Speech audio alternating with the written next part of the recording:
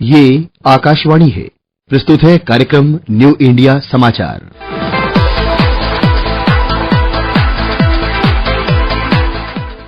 नमस्कार, आकाशवाणी के समाचार सेवा प्रभाग की प्रस्तुति न्यू इंडिया समाचार में आपका स्वागत है। श्रोताओं, इस बार हम आपके समक्ष 1 से 15 फरवरी का अंक लेकर प्रस्तुत हुए हैं। राष्ट्रीय एकता हो या फिर नागरिक कर्तव्य बोध, सांस्कृतिक विरासत कड़ी का काम करती है। यही वो मजबूत कड़ी है जो देश को ही नहीं बल्कि पूरी दुनिया को भी भारत से जोड़ती है। इसी सोच से सांस्कृतिक विरासत पर गर्व करता भारत अपने अद्भुत गौरवशाली इतिहास के साथ वर्तमान में नए आयाम जोड़कर विकास और विरासत को आत्मसात करते हुए सुनहरे भविष्य की पटकथा लिख रहा है। भारत को विकसित राष्ट्र बनाने के कृत संकल्प में सांस्कृतिक विरासत एक महत्वपूर्ण अध्याय है। इसी कड़ी में 22 जनवरी 2024 को भगवान श्री राम जन्मभूमि अयोध्या में श्री राम लला सरकार की प्राण प्रतिष्ठा भारत की महान सांस्कृतिक विरासत का प्रतिबिंब बनी, जो सदियों के बाद साकार हुआ है। यह प्रत्येक भारतीय की चेतना में अंकित होकर युगों युगों तक मानवता का मार्गदर्शन करता रहेगा और प्रत्येक भारतीय में भक्ति, सेवा और समर्पण के भाव समर्थ, सक्षम, भव्य, दिव्य, नव्य भारत का आधार बनेंगे। सांस्कृतिक वैभव को लौटाने की प्रधानमंत्री मोदी की विशेष पहल और उसके गौरव की पुनर्स्थापना किस तरह विकसित भारत का आधार बनी है, यही इस बार के अंक की हमारी आवरण कथा बनी है। इस विशेष अंक में आइए जानते हैं कि कैसे अमृतकाल में विकसित भारत का सपना साकार करने के लिए राष्ट्र विकास और विरासत के साथ देव से देश और राम से राष्ट्र की चेतना का विस्तार करते हुए अपनी सांस्कृतिक गौरव को नई भव्यता दे रहा है। धन्य है नए भारत की अमृत पीढ़ी जो सदियों का इंतजार बीते कुछ वर्षों के अथक प्रयास से पूर्ण होते हुए देख रही है। अयोध्या में श्री राम जन्मभूमि पर भव्य राम मंदिर देख रही है। सांस्कृतिक विरासत से जुड़े स्थल हों या धरोहर, सांस्कृतिक पुनर्जागरण के साक्षी रहे हैं। एक दौर था जब देश में उस समय की पीढ़ी ने विदेशी आक्रांताओं द्वारा सांस्कृतिक विरासत से जुड़े धार्मिक स्थलों को टूटते देखा था। आजादी के बाद भी अनदेखी को अपनी आंखों के सामने देखा था। यह स्थिति तब थी जब किसी भी राष्ट्र की सफलता का परिचायक उसका सांस्कृतिक वैभव होता है। आजादी के इस अमृत काल में भगवान श्री राम जैसी संकल्प शक्ति ही देश को नई ऊंचाई पर ले जाएगी। भगवान राम ने अपने वचन में, अपने विचारों में जिन मूल्यों को गढ़ा, वही सबका साथ, सबका विकास की प्रेरणा है और सबका विश्वास, सबका प्रयास का आधार है। भगवान राम किसी को पीछे नहीं छोड़ते, कर्तव्य भावना से मुख नहीं मोड़ते।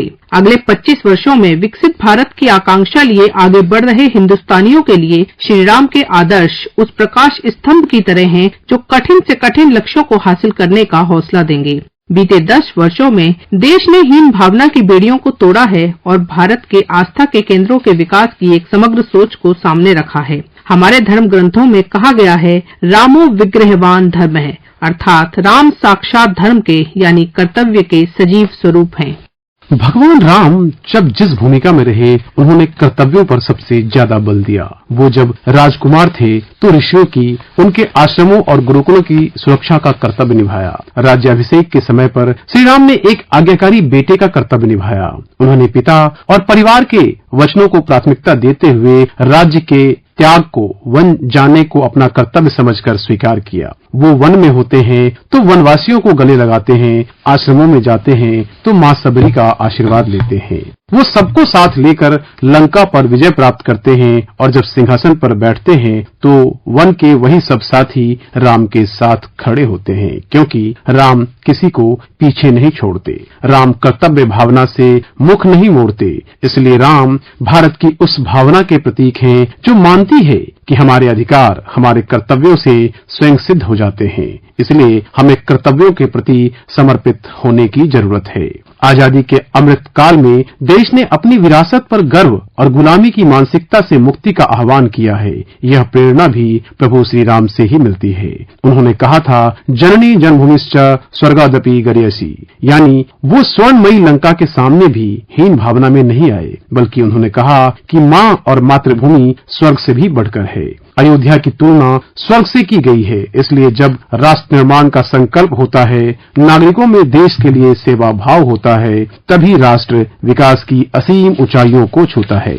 सही अर्थों में भगवान श्री राम जैसी संकल्प शक्ति ही बीते कुछ वर्षों में विकसित भारत का आधार बना है।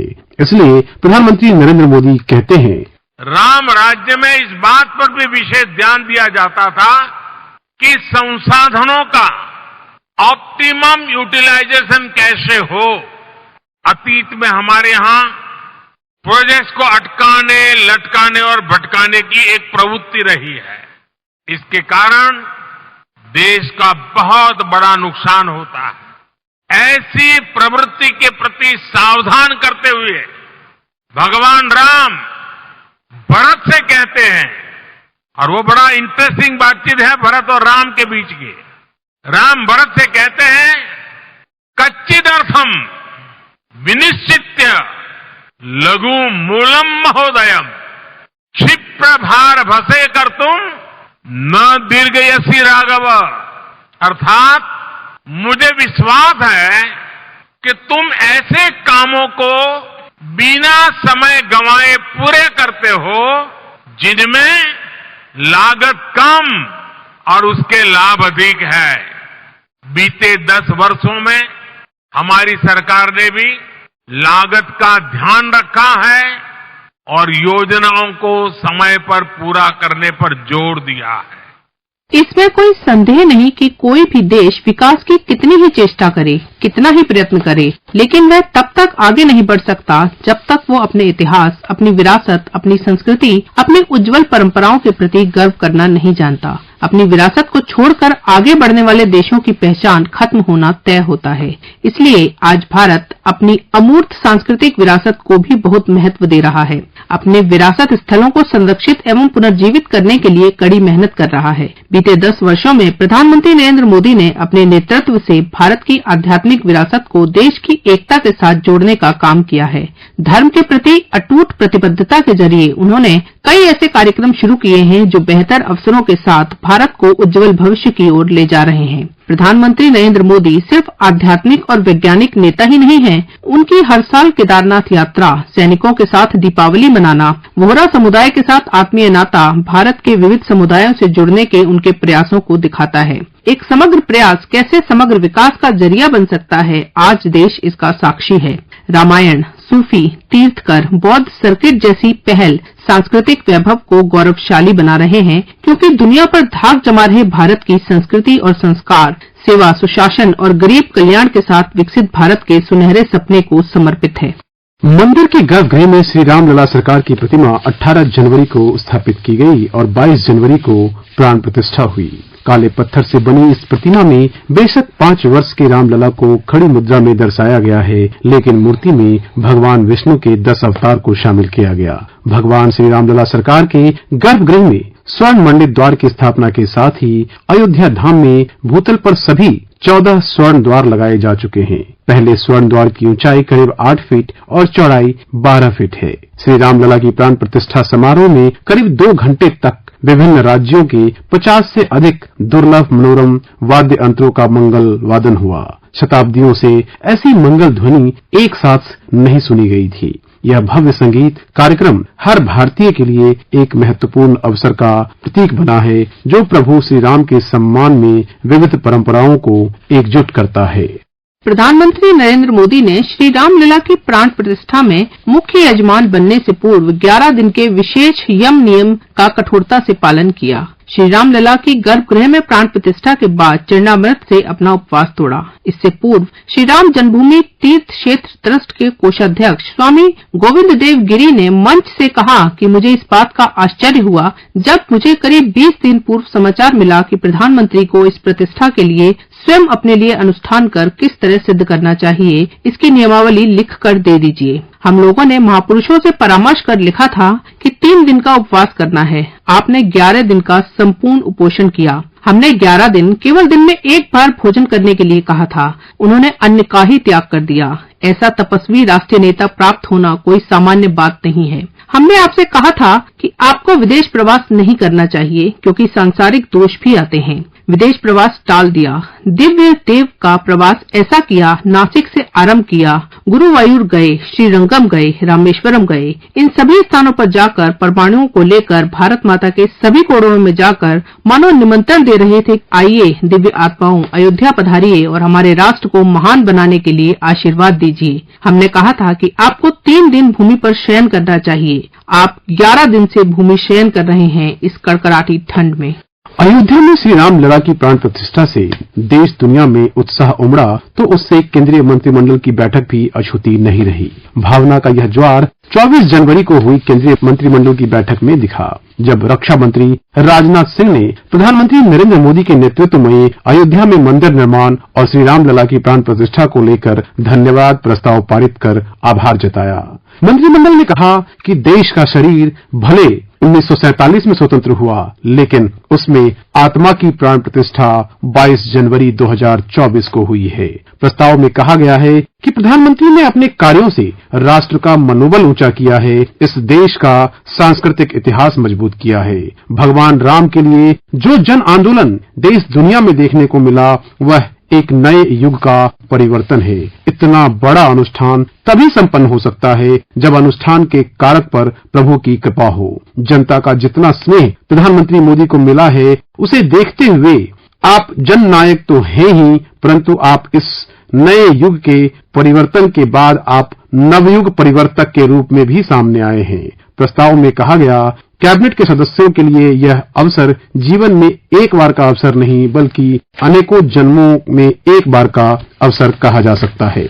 श्री राम जन्मभूमि पर रामलला की प्राण प्रतिष्ठा से पहले जहां देश भर में उत्सव का माहौल था, तो वहीं प्राण प्रतिष्ठा के बाद शाम को दीपावली सी उमंग। शाम को न सिर्फ बड़े बड़े उद्योगपति और नामचीन हस्तियां, बल्कि आम जन ने भी राम ज्योति जलाई, दीपावली का उत्सव मनाया। गांव हो या शहर, हर तरफ रंग बिरंगी रोशनी थी और खुशी के पटाखे छोड़े जा रहे थे। वहीं प्राण प्रतिष्ठा के दूसरे दिन 23 जनवरी को श्रद्धालुओं का ऐसा सैलाब उमड़ा कि एक ही दिन में 5 लाख से अधिक लोगों ने श्री राम लला के दर्शन किए। इसकी वजह से ट्रस्ट को अपील जारी करनी पड़ी। अयोध्या को आध्यात्मिक केंद्र, वैश्विक पर्यटन केंद्र और भव्य स्मार्ट सिटी के रूप में विकसित किया जा रहा है। श्री राम जन्मभूमि मंदिर में प्रभु श्री राम के दर्शन के लिए आने वाले तीर्थयात्रियों के लिए यह शहर न केवल बुनियादी ढांचे के रूप में, बल्कि दुनिया भर से तीर्थयात्रियों और पर्यटकों के स्वागत के लिए डिजिटल रूप से भी तैयार है।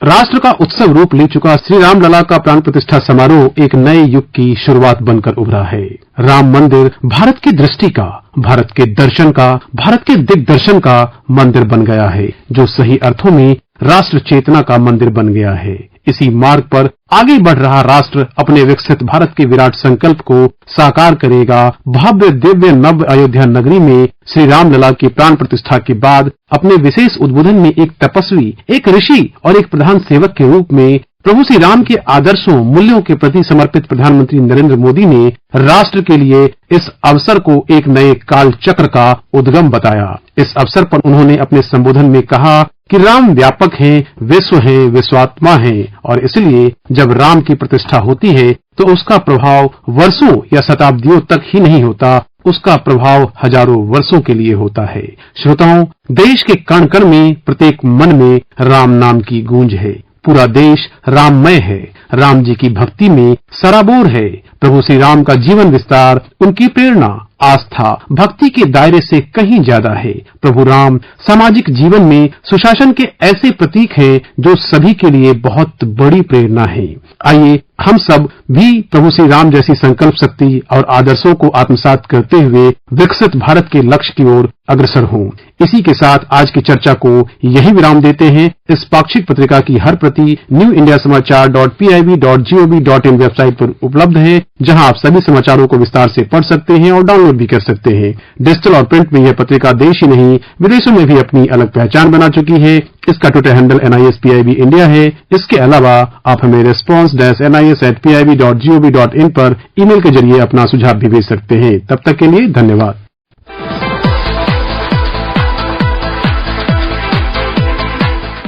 अभी आप सुन रहे थे कार्यक्रम न्यू इंडिया समाचार, जिसे प्रस्तुत कर रहे थे संतोष कुमार और नलिनी शर्मा। ये कार्यक्रम आकाशवाणी के समाचार सेवा प्रभाग द्वारा प्रस्तुत किया गया। इसे आप हमारे mobile app news on AI